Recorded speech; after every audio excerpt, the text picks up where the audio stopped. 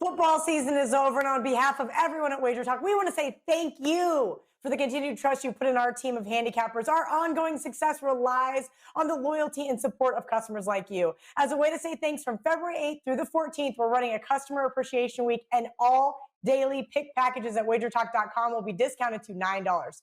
And yes, of course, that includes any 5% best bets, normally priced at $40. Once again, thank you for your business and trust in the WagerTalk family.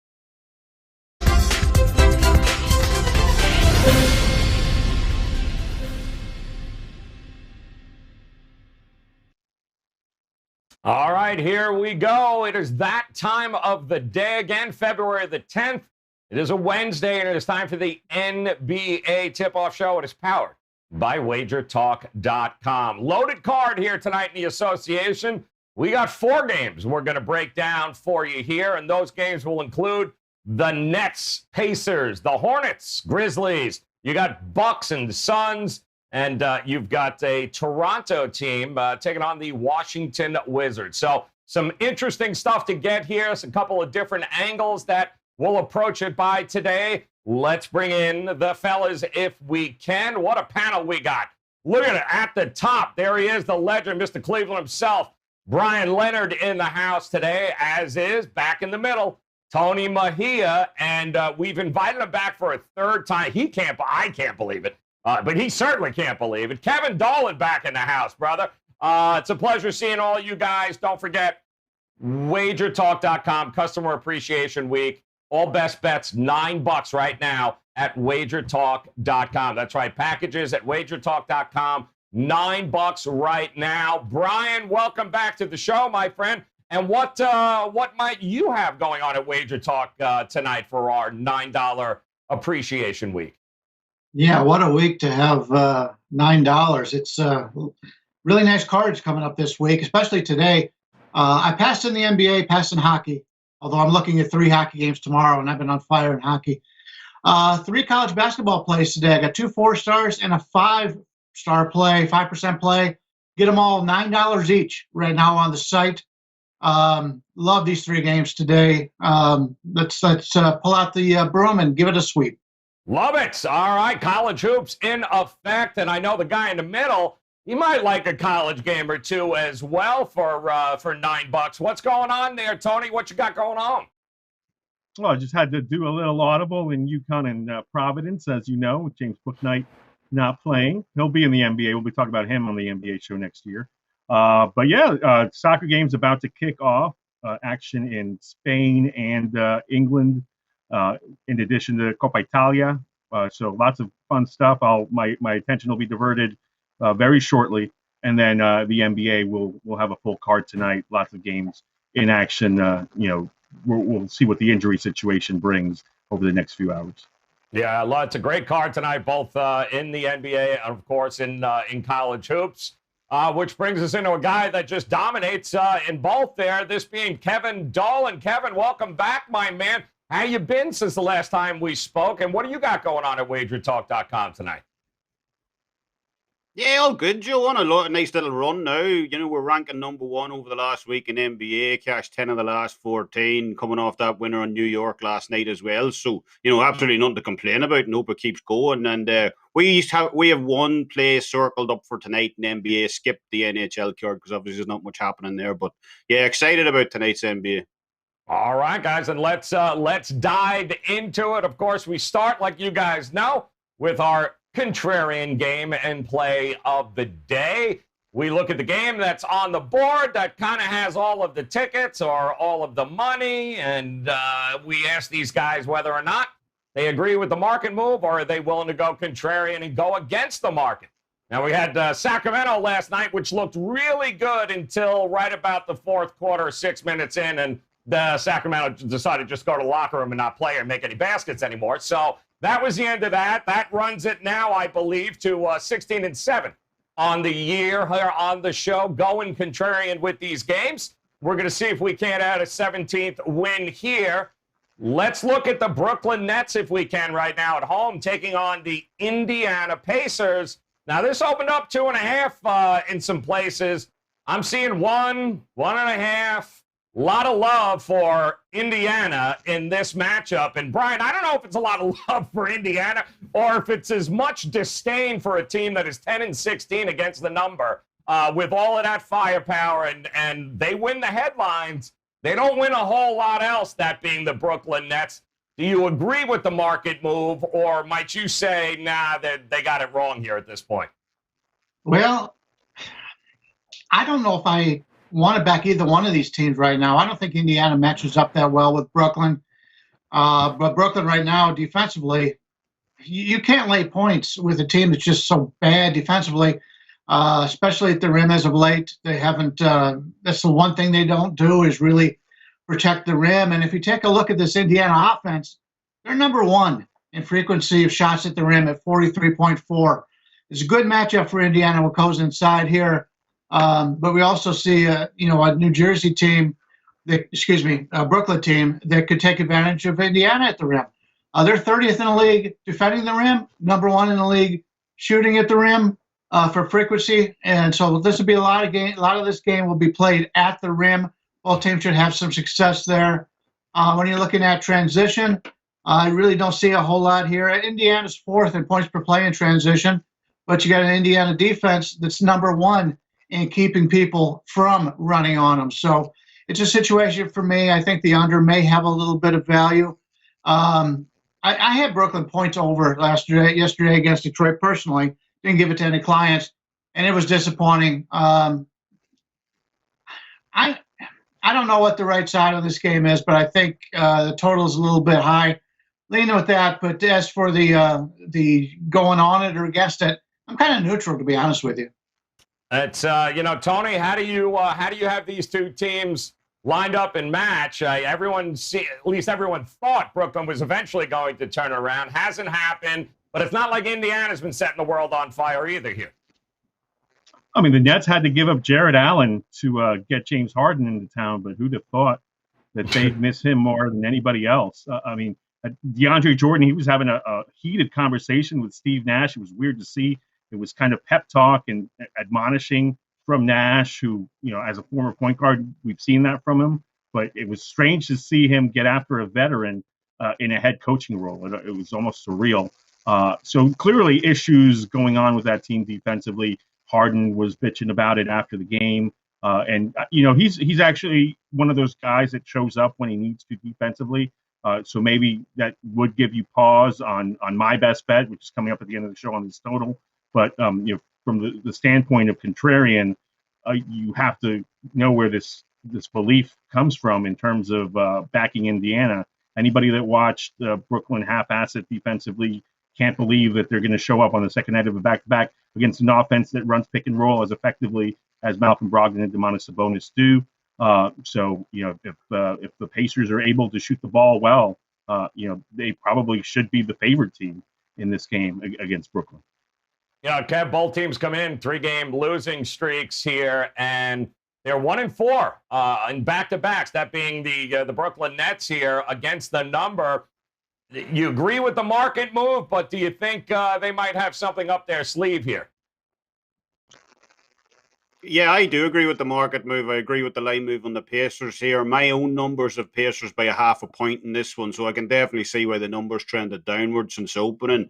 It's probably because as well, you got to expect some kind of offensive response from Indiana here. Worst offensive output in the season in Sunday's loss to the Jazz, just 95 points, their lowest score of the season, and they shot under 40% as well. So, offensively, especially against this Brooklyn Nets defense, you're going to obviously see a much better showing from them tonight. And if they can keep that same defensive intensity they showed against the Jazz with the better production up front, they definitely win this game, in my opinion. And, I think I agree with the line move, and I think they cash a ticket tonight. All right, good stuff there, guys. Market moving to the Pacers, Contrarian Brooklyn Nets. We'll see how that goes. Let's check out one of our featured games here tonight, which is, talk about streaky. How about the Memphis Grizzlies here tonight, taking on the Charlotte Hornets? It opens up at -4 at this point there for the home team in the Memphis Grizzlies. I see a 4.5, 4. Totals 226. I'm seeing 224s, 225s right now. And Tony, I'll go to you. I mean, Memphis, it's a tale a couple of weeks. 1 week, a couple of weeks ago, they come back, right? They look like world beaters. Now it's like, I don't know, are they good? Are they not good? They allowed Toronto to come back in that game a couple of nights ago after they dropped 70 in the first half. So how do you have this team going up against Charlotte tonight? I mean, I think it excites John Morant probably to go up against LaMelo Ball. So that, to me, could provide a spark. Morant went for 18-9 against the Raptors, 16-8 against LaMelo's brother Lonzo and the Pelicans. And before that, he was really out of sync. And I think the Grizzlies really need Morant to be on his game. He's obviously the leader of the team. They got Jonas Valanciunas back from his COVID issues. And Valanciunas looked like he hadn't missed a beat. So they're still not going to be whole. Brandon Clark remains out for tonight. And Jaren Jackson Jr. won't be back for a little bit. He's been out all season. So this isn't the Grizzlies team that we'll probably see in a few months, but it is a team that's been good enough to be right at the top of the Southwest Division. So they should win this game on paper, but the Hornets have really been a tough out. They've got P.J. Washington back, and Miles Bridges filled in for him nicely while he was on the mend. So both of those guys are playing well up front. And obviously LaMelo has been the story, the rookie of the year to date. Really playing extremely well at 23 points, 7 assists, and over 6 rebounds over his last 6 games. I mean, it's no fluke what he's been able to do out there. He looks really comfortable. It'll be interesting to see how he fares against such an athlete of Morant's capacity and on the road. Yeah, it hasn't been good, Kev, for Morant. He's failed to crack over that 20-point mark here in the last 5 or 6 games. They're going to need him, Memphis, one way or another, to turn the corner. Do you think he can do it tonight against Charlotte? I circled this game because I think we actually need a special segment for whenever I'm on the show, because this, to me, is the Switzerland game of the night. I circled this game. I went back and forth on this number. And look, I know people obviously tune into the show for an opinion on a game, but there's absolutely nothing that stands out for me either on side or total here. If it's worth anything, my numbers of Memphis winning this by 2, so a +4. Charlotte presents some minimal value in this one, but I generally don't get involved in this. A discrepancy of 3 or more, so I'm going to wave the white flag here. Complete pass for me on this one. Johnny Switzerland, look at that. Love it. That's going to be your new handle there for sure, Kev. But, hey, listen, love the honesty. Brian, when you look at these two teams, I think Charlotte's got more wins on the road than Memphis has wins at home here. They've only won 3 games at home, so it hasn't been great for Memphis at this point. How do you have these two teams lined up tonight? Yeah, I'll make up for Kevin. I actually like this one. This is probably my top play out of the games that we're going to discuss in the rotation today. Charlotte is playing their 3rd game in 4 nights. That's a negative. But keep in mind, take a look at the schedule. They're in the middle of a 10-game streak where 9 of the games are being played at home. This is their only road game in that situation. So even though it's the 3rd game in 4 days, I don't think it's too much of a concern because they're back home and it's not a big deal.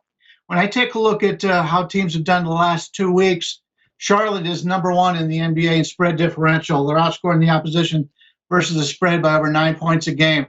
It's a team playing really good ball. Offensively, the last 2 weeks, 7th in the league. And if you take a look at the entire season, they're 18th. So doing really good offensively here over the last few games.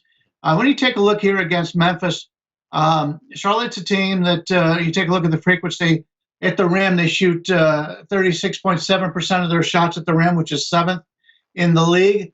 They don't take a lot of mid-range shots, which I like. There's teams out there that shoot a lot of shots from long mid-range. To me, I'll let the other team shoot all the mid-range shots they want. I'll just keep them away from the basket. So that's something that's always a concern. But I like the Charlotte, the teams they're playing right now. They're playing really good ball. Take a look at they're more of a half-court offense right now. 78.1% of their plays or shots are taken from the half court. That's 2nd in the NBA. Memphis not too swift in that regard in the half court, especially from offensive rebounding. I like Charlotte here. I think the points are a bonus. I'll pull a VR, sprinkle a little bit on the money line here with the Charlotte Hornets. Ooh, you see that? He's sprinkling at the top position there. If you guys see, you see that, Cap? That's how you take a side, not like that Switzerland crap you're rolling down there on the bottom. Way to go, Brian. Thank you very much. All right, second featured game of the night. Let's see if we can't get Switzerland to step out here one way or the other. How about we look at these Milwaukee Bucks taking on the Phoenix Suns? I think this game is going to be a little bit better than some here, because both of these teams playing some of the best basketball that we have seen from them.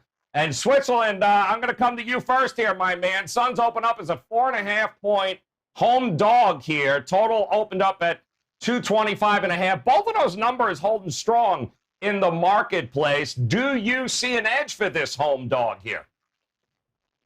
Oh, definitely. I really like Phoenix tonight at the current number. I think plus 4.5 is a shade high. And I'd be very surprised if they don't cover this one. I'm almost kind of struggling to understand why this number opened up so high, to be honest. You know, the Bucks caught Denver in a really poor run of form on Monday night. You know, and more importantly, a really poor second half performance from Denver as well. You know, the Nuggets were up on that game at the break. And, you know, outside of that, the Bucks look good against two mid-tier teams in Portland, Indiana. So to have them stepping into Phoenix as sizable road favourites here, I'm just not completely sold. This Bucks offense simply doesn't play as well on the road as they do at home. Their effective field goal percentage on the season drops from 1st to 5th when they're away from home. Their 3-point percentage drops from 1st to 7th also. So, you know, factor that in. I think we're getting some value on the Suns tonight. I think Phoenix not only cover here, I think they win this one outright. Suns for me in this one. All right. And I don't know if it's come out. I'm sure you guys will mention it if you know whether or not Chris Paul's going to go here. He took the night off the other night. And Brian, these two have actually been playing really good, especially Milwaukee. Since we got into February, they don't seem to want to lose, especially on the road right now. How do you see this game going down tonight? Yeah, Phoenix playing the third game in 4 days, somewhat of a concern. Playing really good ball, as Kevin pointed out. Milwaukee has a game in Utah coming up in 2 days. That's a home loss revenge for the Bucks. Utah really took it to them in Milwaukee, so you wonder if there's going to be any type of look ahead here. They do get the next day off, so maybe it doesn't. But, you know, I always take a look at transition. And Milwaukee's transition, they're number one in frequency of transition at basically 20%.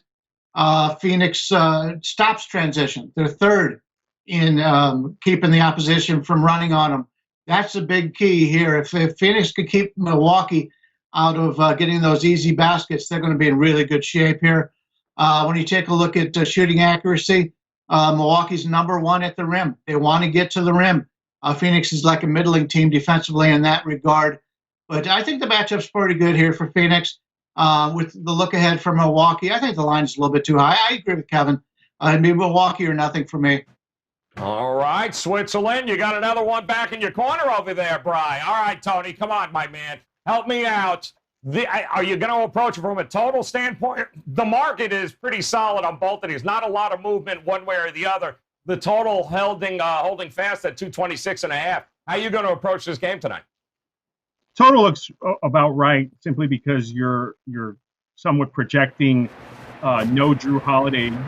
He's out with COVID, and then you're really not making a call on whether Chris Paul plays through the hamstring injury or not. So that's a nice medium number at 225, 226.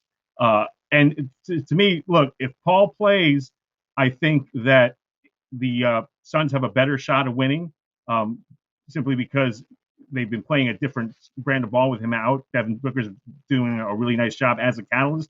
But I'm just wondering, how are they going to stop Giannis Antetokounmpo in this game because of their personnel?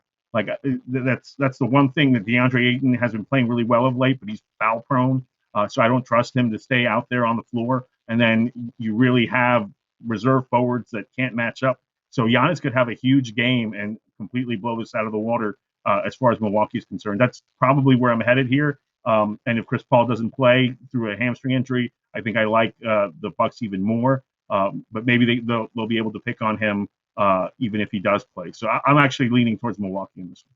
All right. Him and Crowder are still listed as questionable here, guys, as of this afternoon, 3 o'clock Eastern time. Anything happens, we'll let you know. We do have one more game that we want to get to, our overtime game. But let me just quickly remind you guys who are joining us.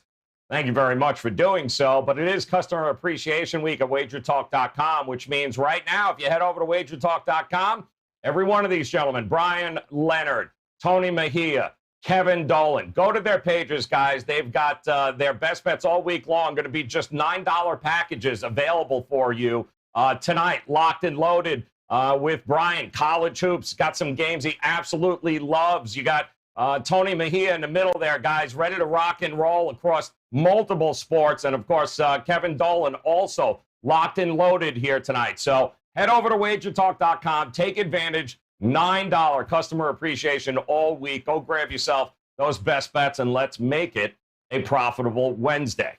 All right, guys, overtime. Let's check it out here. This is about a total. And the total here that continues to go up and up and up. And I don't know if this total is going to be high enough ever. How about them Raptors Wizards here, guys? What a shock, right? We're talking about a Wizards team with an over. 232, 229 and a half, rather.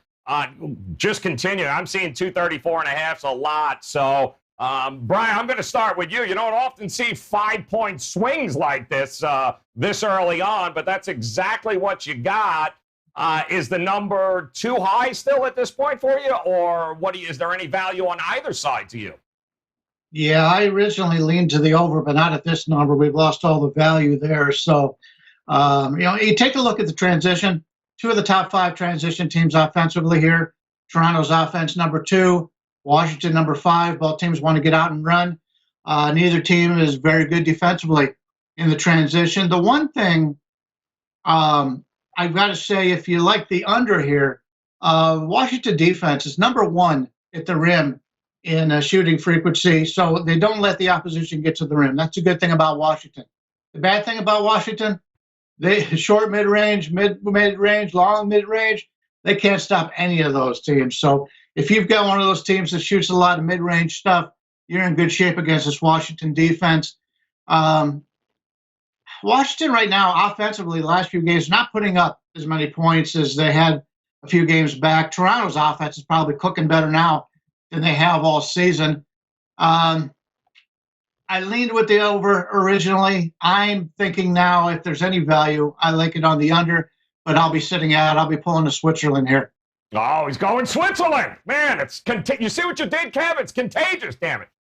Tony, I know you ain't going Switzerland here. It's either over or not for you, right? One way or the other? Look, I do have an opinion, but I had this number slated to end up at 235, so it's headed there.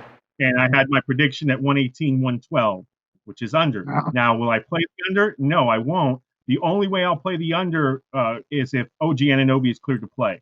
And if he's currently listed as questionable with a calf injury, but you got to think about it. Norman Powell's in for more minutes if Anunoby's out. He's been tremendous offensively, not a very solid defender, which means Bradley Beal would have a field day unless Anunoby's out there, and Anunoby's length will be able to make some shots more difficult for Beal, maybe keep him from finding a rhythm. The other two guards, while they're solid on-ball defenders, both Lowry and Van Vliet, Beal has a size advantage over them. So Russell Westbrook's going to be pushing in transition now that he's healthy after resting the other night. So it really does become a call-up for me on whether Anunoby's in or not. If he's playing, I'd probably sit it out. If he's sitting out, then I'll go over. I can't imagine. This is going to be the pace of this game, Kevin's going to be out of control. So with how well Toronto has been offensively as of late, and now Russell Westbrook, night of rest, he back in the lineup. I don't know. Is it over or not for you in this game? Yeah, I mean, I come off that. I had a plus 329 parlay on the side in total on Monday night's game against the Bulls. Washington did their part in winning the money line outright, but the game fell well under the total, actually. So, but the move here makes sense. Washington lead the league overall pace this year at home this season. They're averaging almost a full possession more per game than the second place Brooklyn Nets as well. So, if you like the over, there's plenty to like about that. And more importantly, in terms of actual score, and Washington's effective possession ratio is also significantly higher at home this season as well, jumping from 20th to 7th between road and home form. So, a lot more likely they get back to that 120-ish range here they were posting on average at home before their recent road trip. And, in terms of Toronto, they were absolutely lights out from three-point range against Memphis on Monday night, 54.1% from outside the arc. And actually opposite to Washington, their offensive numbers have been better on the road this season than, at home, jumping from 20th to overall efficiency 7th. But look, with a line move this much, I'm not going to get involved with the current number, but it's over or pass for me on this one. It's crazy. One thing to add real quickly, because I was on board with Kevin as well the other night in a game that I expected to go well over the total and did not. Alex Len is now the new starting center for the Wizards, so it's clear Scott Brooks wants to run and get his best offensive team out there early. He's got Robin Lopez coming in off the bench. Did not take the other night. Maybe it'll take tonight. It was funny yesterday on our overtime game yesterday was the New Orleans game against Houston. And that, too, was a 5-point swing. By the time we did it, opened up around 220, 221, and it went all the way to 226. And they didn't, New Orleans did their part. They didn't need a whole lot else, and that one hit. So same thing tonight, another 5-point swing in a total. We'll see if this one makes it over or under. But it is time for our buzzer beaters, guys. You know how it works. We got 60 seconds on the clock. We put them under the gun here a little bit. 60 seconds is theirs. As long as sometime within that 60, they give us a best bet tonight, we are good to go. So, no pressure, Brian. I know you got this, man. He's the dude at the park right now. It's like nobody wants to pick him, and he's draining threes from the corner all damn game. So go ahead, Brian. 60 seconds on the clock. Do with it as you may. Give us a best bet, my friend. 5'10", fat, and white. You really expect nobody to pick me? Swish. I like the Chicago Bulls here. The way you beat New Orleans is keeping them off the boards. New Orleans is a terrific team at the rim and offensive rebounding. When you take a look at shooting accuracy, this is a team right here in Chicago. They're very good in that regard. Chicago's defense, they're 9th in the short mid-range area. They're decent at the rim defensively. New Orleans can't stop the threes. It's been a problem they've had all year long. And you've got a team in Chicago that you take a look at their corner threes. They're 4th in the league in accuracy from corner threes at 43%. I like the Chicago team here. Whatever New Orleans does, Chicago can counter with that. And I think Chicago's going to have some success offensively. I think Chicago wins this game straight up. Oh, my word. Look at that, man. And he's walking it back, too, man. Did you see that? It was nothing but net. And he didn't even turn his back. He ain't even running to play defense. I love it. All right, Mejia, you know what to do here, man. You've been lights out in this spot here over the last couple of weeks. So 60 seconds on the clock. Let's hear it, man. Buzzer beater. Where are you going, Mejia? Well, I'm coming back to the Pacers at the Brooklyn Nets. And although the Pacers come off a 95-point effort against the Jazz on Sunday, I think they're going to bounce back offensively because everybody bounces back offensively against Brooklyn. Brooklyn is 18-2 to the over since the beginning of January. I think their January 1st game went under, and over their last 20, 18 have gone over the posted total. So, I mean, it's more than a trend now. It's an expectation. And look, I think this is a game where Brooklyn will go out there to try and get off the snide there after coming up short yesterday in Detroit in a really a gutless effort. But Indiana just executes extremely well at the pick and roll. It's going to be tough to stop unless they shoot the ball poorly. I think we'll get game extension down the stretch. Both teams want to win this game. Indiana's beginning a road trip. Brooklyn wants to get off the snide. Give me the over at 235. I'm going to dribble out the clock. Oh, look at me dribbling it out. Yes. Just don't turn it over like St. John's. We're going to be good to go there. Thanks. I appreciate that. Very good. Well done, Mejia. Well done. All right, Dolan, listen, no pressure here, man. You mess it up. We're just going to laugh for a while at you. But you got it. 60 seconds, man. You can do this. Buzzer beater, where are you going here tonight? Yeah, just in reply to Brian, 5'10", fat and white. I'm not making the NBA All-Star team either, but this best bet spot. Look, this is a spot I kind of pre-circle what games I could potentially be looking at for that day. It's pretty simple. Look, road teams with a losing record coming in with a losing ATS record over the last 10 to boot, taking on home teams with a winning record and a winning ATS record as well. And that's exactly what we got here tonight in Denver. Look, nothing is as sharp as the market. You see a team that's 2-8 ATS over the last 10. That's a team I'm generally looking at potentially buying it over the next 10 games, as the market always auto-corrects itself over the medium to long term. We've seen this total come down by about 4.5 points as well since opener, yet the side hasn't moved. So that's another reason I like Cleveland in this spot tonight, plus 9.5. My numbers have this right in the money, Denver minus 9.5, but I think the situation stacks up well for the Cavaliers tonight. They're on their biggest losing stretch of the season. They put up a great effort against Phoenix on Monday night, actually leading going into the fourth. I think they can do the same here tonight. Give me Cleveland. Oh, man, that was...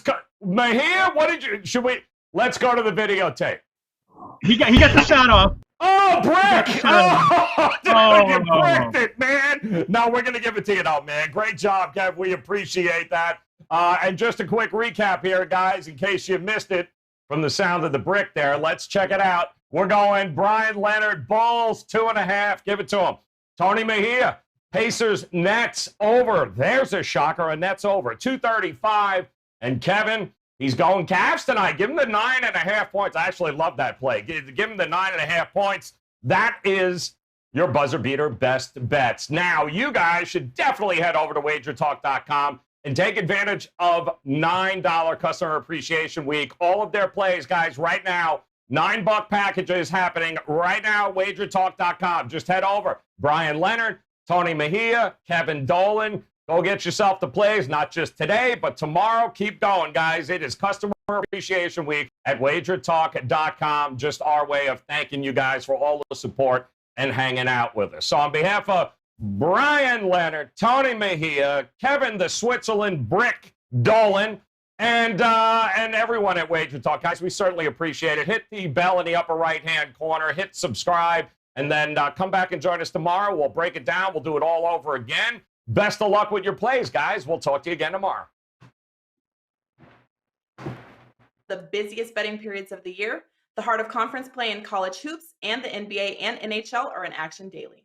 Our golf handicappers prove that golf matchups can be beat, and our NASCAR guys can't wait until February 14th for the Daytona 500.